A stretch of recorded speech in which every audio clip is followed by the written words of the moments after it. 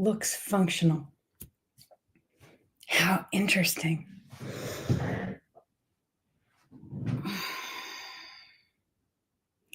I have a question. I've been thinking about this all morning. There are these two categories. The work you do for money and the handouts you get for charity. There being particular kinds of work that are paid for, that people can find jobs to do that they are paid for.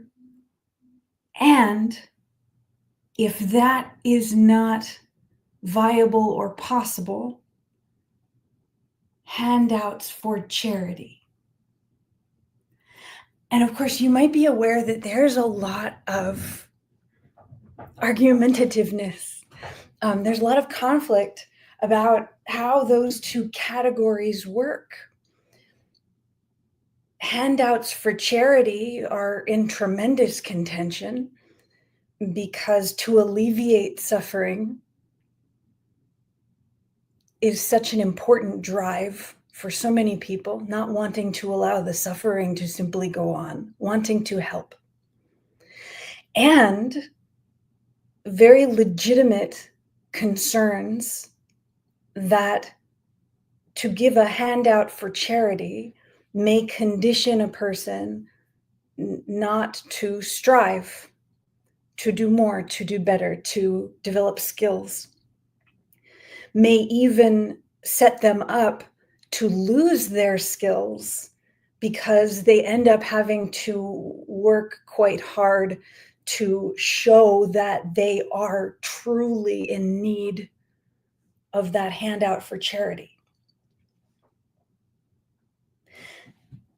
And of course, there are some very interesting elements involved when it comes to work for pay,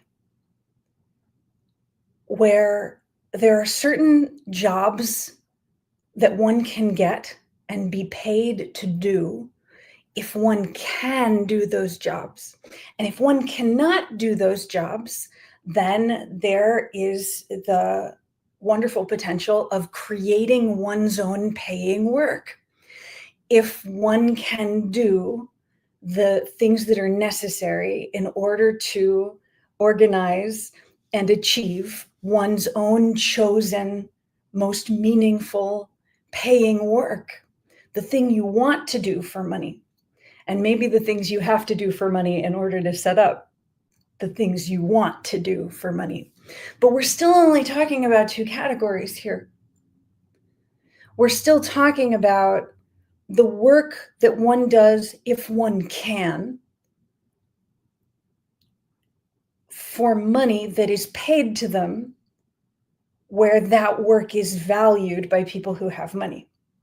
Or we're talking about the handout for charity that is given because we don't want to see the suffering in the world be the way the suffering is. It's very painful that that's going on.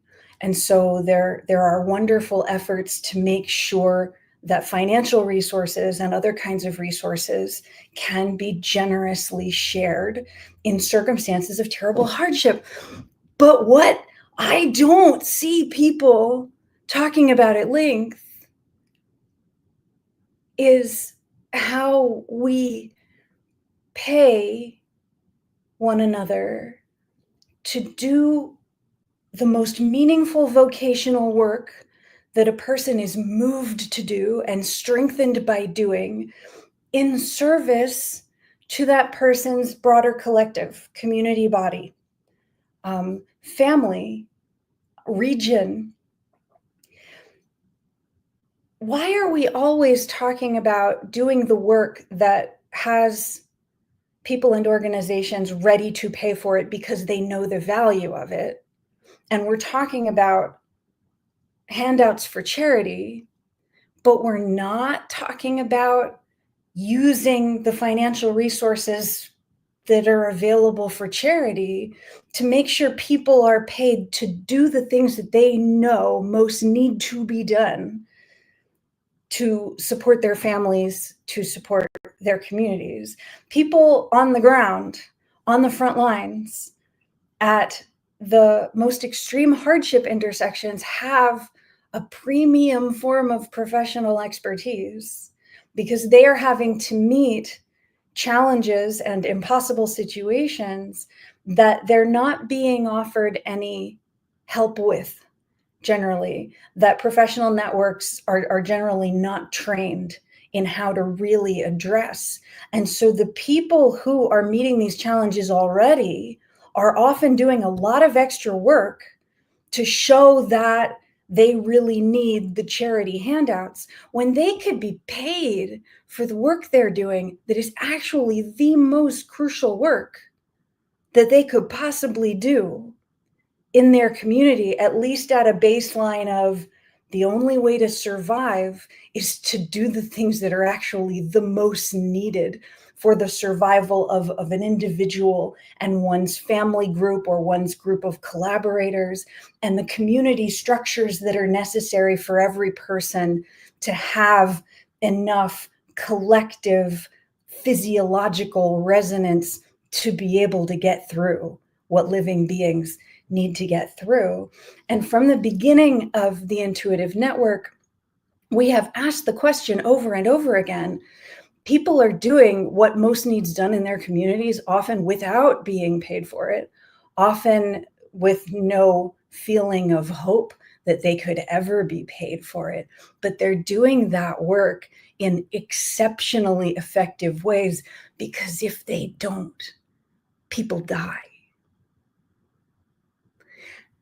And so if we organize to pay individuals and groups to do the work that most needs done where they're at their unique intersections of hardship, of trauma, of violence, of invisibility, of great challenges, we give them a massively improved opportunity to do that work well and create more leverage points with it and create more regenerative successes in positive outcomes, work that exponentiates the more we do it.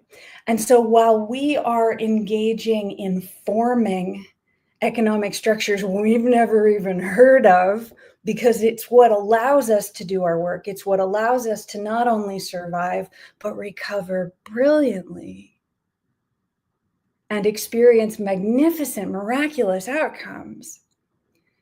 We are looking at all of the financial and economic resourcing that flows through Intuitive Network channels.